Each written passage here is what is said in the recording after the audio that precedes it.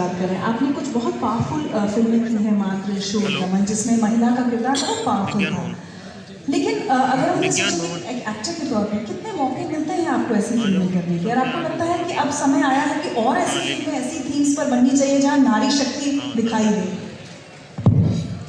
जहाँ तक मैं समझती हूँ, आई थिंक काफ़ी चेंज, बदलाव आया है हमारी इंडस्ट्री में भी, जो शायद पहले 90s में नहीं था। अगर आप किस तरीके का किरदार करते थे तो आप स्टीरियोटाइप हो जाते थे कि अरे ये इसी तरीके के किरदार कर सकते हैं। तो उस समय इन द 90s और अर्लियर डेकेड में एक स्ट्रगल होता था कि हम किस तरह से तोड़ मोड़ के एक्टर्स अपने आप को चैलेंज करने के, या मेरा मकसद ये था कि मैं हर सोशल कॉज में जिसमें बिलीव करती थी, मैं समझती थी कि मुझे सोसाइटी ने सब कुछ दिया है और मेरा यही एक माध्यम है जिस तरीके से मैं सोसाइटी को वापस दे पाऊँ, जिस सोशल कॉजेज़ के लिए मैं काम करती हूँ उनकी तरफ एक अवेयरनेस बढ़ाऊँ, वो मेरे लिए बहुत ही ज़रूरी था। तो इसलिए मैं कोशिश करती थी कि जहाँ तक कि मैं ऐसे सब्जेक्ट्स हैं, ऐसे पिक्चरें करूँ।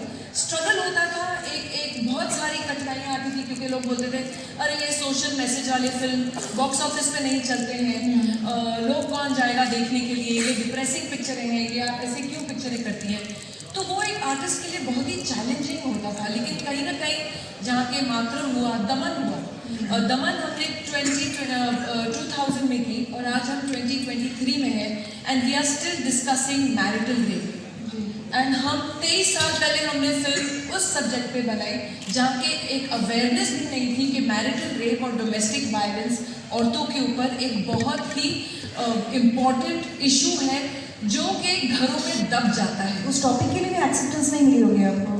बिल्कुल नहीं मिली उस समय बहुत ही कठिनाइयाँ आई, और लेकिन उसको नेशनल अवार्ड मिला उस फिल्म को, and rightfully so, because I think वो फिल्म एक ऐसी फिल्म थी जो अपने टाइम से पहले आई, और आज तक, जैसे कि मैंने कहा, 23 साल बाद भी हम उसके बारे में, हम उसी विषय पर आज तक चर्चा कर रहे हैं।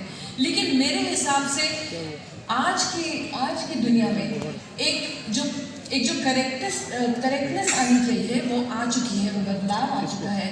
चाहे आप हमारी जितने हमारे टॉप पोजीशंस हैं, चाहे हमारे वो DOPs हैं जिनको हम डायरेक्टर ऑफ फोटोग्राफी कहते हैं, हमारे कोरियोग्राफर्स हैं, हमारे डायरेक्टर्स हैं, हमारे प्रोड्यूसर्स हैं, हमारे प्लेटफॉर्म हेड्स हैं, हमारी चैनल हेड्स हैं।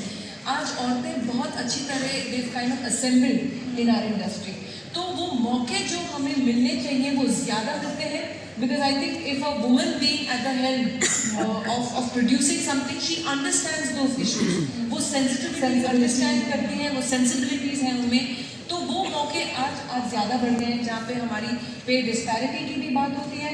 तो आज की हमारी टीवी इंडस्ट्री में औरतें, women are paid much higher actually than the male counterparts, which is a great thing because of the kind of work they do.